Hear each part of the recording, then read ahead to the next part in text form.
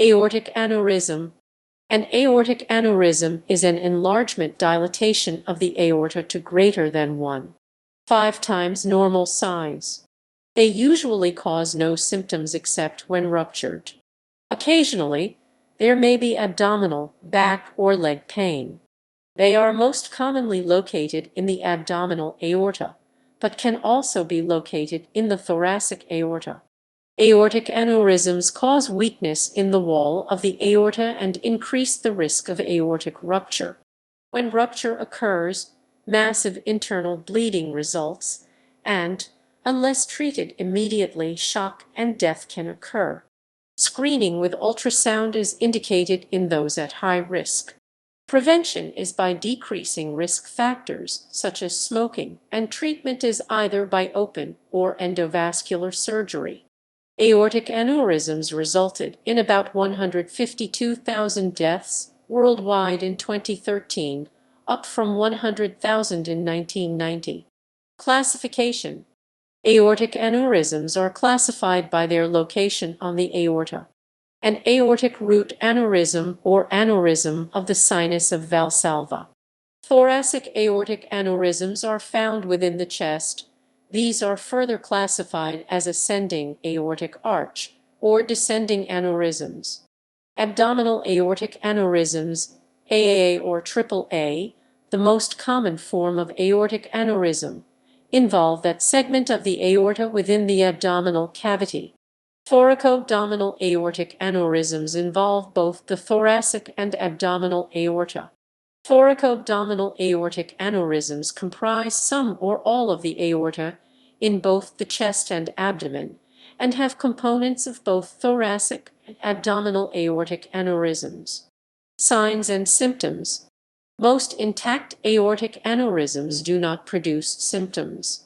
As they enlarge, symptoms such as abdominal pain and back pain may develop. Compression of nerve roots may cause leg pain or numbness. Untreated aneurysms tend to become progressively larger, although the rate of enlargement is unpredictable for any individual. Rarely, clotted blood which lines most aortic aneurysms can break off and result in an embolus. Aneurysms can be found on physical examination. Medical imaging is necessary to confirm the diagnosis and to determine the anatomic extent of the aneurysm. In patients presenting with aneurysm of the arch of the aorta, a common sign is a hoarse voice from stretching of the left recurrent laryngeal nerve, a branch of the vagus nerve that winds around the aortic arch to supply the muscles of the larynx. Abdominal aortic aneurysm. Abdominal aortic aneurysms AAA are more common than their thoracic counterpart. One reason for this is that elastin, the principal load-bearing protein present in the wall of the aorta, is reduced in the abdominal aorta as compared to the thoracic aorta. Another is that the abdominal aorta does not possess vasa vasorum, the nutrient-supplying blood vessels within the wall of the aorta. Most AAA are true aneurysms that involve all three layers: tunica intima, tunica media, and tunica adventitia. The prevalence of AAA increases with age, with an average age of 65-70 at the time of diagnosis. AAA have been attributed to atherosclerosis, though other factors are involved in their formation. The risk of rupture of an AAA is related to its diameter. Once the aneurysm reaches about 5 cm, the yearly risk of rupture may exceed the risks of surgical repair for an average risk patient. Rupture risk is also related to shape. So-called fusiform long aneurysms are considered less rupture-prone than saccular shorter, bulbous aneurysms, the latter having more wall tension in a particular location in the aneurysm wall. Before rupture, an AAA may present as a large, pulsatile mass above the umbilicus. A bruit may be heard from the turbulent flow in the aneurysm. Unfortunately, however, rupture may be the first hint of AAA. Once an aneurysm has ruptured, it presents with classic symptoms of abdominal pain which is severe, constant, and radiating to the back. The diagnosis of an abdominal aortic aneurysm can be confirmed at the bedside by the use of ultrasound. Rupture may be indicated by the presence of free fluid in the abdomen. A contrast-enhanced abdominal CT scan is the best test to diagnose an AAA and guide treatment options. Only 10–25% of patients survive rupture due to large pre- and post-operative mortality. Annual mortality from ruptured aneurysms in the United States is about 15,000. Most are due to abdominal aneurysms, with thoracic and thoracoabdominal aneurysms making up 1% to 4% of the total. Aortic rupture.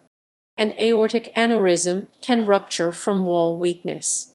Aortic rupture is a surgical emergency and has a high mortality even with prompt treatment. Weekend admission for ruptured aortic aneurysm is associated with an increased mortality compared with admission on a weekday, and this is likely due to several factors, including a delay in prompt surgical intervention. Risk factors. Pathophysiology. An aortic aneurysm can occur as a result of trauma infection. While definite genetic abnormalities were identified in true genetic syndromes Marfan, Ehlers-Danlos, and others associated with aortic aneurysms, both thoracic and abdominal aortic aneurysms demonstrate a strong genetic component in their etiology. Prevention. The risk of aneurysm enlargement may be diminished with attention to the patient's blood pressure, smoking, and cholesterol levels. There have been proposals to introduce ultrasound scans as a screening tool for those most at risk, men over the age of 65. The tetracycline antibiotic doxycycline is currently being investigated for use as a potential drug in the prevention of aortic aneurysm due to its metalloproteinase inhibitor and collagen-stabilizing properties. Anacetrapib is a cholesterol ester transfer protein inhibitor that raises high-density lipoprotein HDL cholesterol and reduces low-density lipoprotein LDL cholesterol. Anacetrapib reduces progression of atherosclerosis, mainly by reducing non-HDL cholesterol, improves lesion stability, and adds to the beneficial effects of atorvastatin, elevating the amount of HDL cholesterol in the abdominal area of the aortic artery in mice. Both reduced the size of aneurysms that had already grown and prevented abdominal aortic aneurysms from forming at all. In short, raising HDL cholesterol is beneficial because it induces programmed cell death. The walls of a failing aorta are replaced and strengthened. New lesions should not form at all when using this drug. Screening. Screening for an aortic aneurysm so that it may be detected and treated prior to rupture is the best way to reduce the overall mortality of the disease. The most cost-efficient screening test is an abdominal aortic ultrasound study. Noting the results of several large population-based screening trials, the U.S. Centers for Medicare and Medicaid Services (CMS) now provides payment for one ultrasound study in male or female smokers aged 65 years or older. SAVE Act. Management. Surgery, open or endovascular, is the definitive treatment of an aortic aneurysm. Medical therapy is typically reserved for smaller aneurysms or for elderly, frail patients where the risks of surgical repair exceed the risks of non-operative therapy observation alone. Medical therapy. Medical therapy of aortic aneurysms involves strict blood pressure control. This does not treat the aortic aneurysm per se, but control of hypertension within tight blood pressure parameters may decrease the rate of expansion of the aneurysm. The medical management of patients with aortic aneurysms, reserved for smaller aneurysms or frail patients, involves cessation of smoking, blood pressure control, use of statins, and occasionally beta blockers. Ultrasound studies are obtained on a regular basis, i.e., every 6 or 12 months, to follow the size of the aneurysm. Surgery. Decisions about repairing an aortic aneurysm are based on the balance between the risk of aneurysm rupture without treatment versus the risks of the treatment itself. For example, a small aneurysm in an elderly patient with severe cardiovascular disease would not be repaired. The chance of the small aneurysm rupturing is overshadowed by the risk of cardiac complications from the procedure to repair the aneurysm. The risk of the repair procedure is twofold. First, there is consideration of the risk of problems occurring during and immediately after the procedure itself, peri-procedural complications.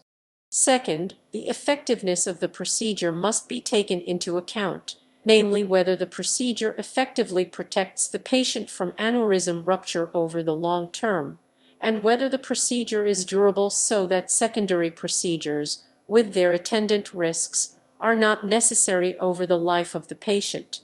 These issues attain importance and should be considered when making a choice between different treatment options. A less invasive procedure such as endovascular aneurysm repair may be associated with fewer short-term risks to the patient, fewer peri-procedural complications, but secondary procedures may be necessary over long-term follow-up. The definitive treatment for an aortic aneurysm may be surgical or endovascular repair. The determination of surgical intervention is complex and determined on a per-case basis. Risk of aneurysm rupture is weighed against procedural risk. The diameter of the aneurysm, its rate of growth, the presence or absence of Marfan syndrome, Ehlers-Danlos syndromes or similar connective tissue disorders, and other comorbidities are all important factors in the overall treatment. A rapidly expanding aneurysm should under normal circumstances be operated on as soon as feasible. Slowly expanding aortic aneurysms may be followed by routine diagnostic testing, i.e., CT scan or ultrasound imaging.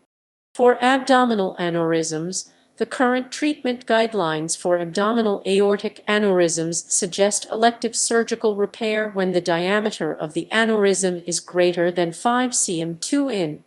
However, recent data on patients aged 60-76 suggest medical management for abdominal aneurysms with a diameter of less than 5 cm2 in. Open surgery. Open surgery starts with exposure of the dilated portion of the aorta via an incision in the abdomen or abdomen and chest, followed by insertion of a synthetic Dacron or Gore-Tex graft tube to replace the diseased aorta. The graft is sewn in by hand to the non-diseased portions of the aorta, and the aneurysmal sac is closed around the graft. The aorta and its branching arteries are cross-clamped during open surgery. This can lead to inadequate blood supply to the spinal cord. A 2004 systematic review and meta-analysis found that cerebrospinal fluid drainage (CFSD), when performed in experienced centers, reduces the risk of ischemic spinal cord injury by increasing the perfusion pressure to the spinal cord. A 2012 Cochrane systematic review noted that further research regarding the effectiveness of CFSD for preventing a spinal cord injury is required. Endovascular. Endovascular treatment of aortic aneurysms is a minimally invasive alternative to open surgery repair.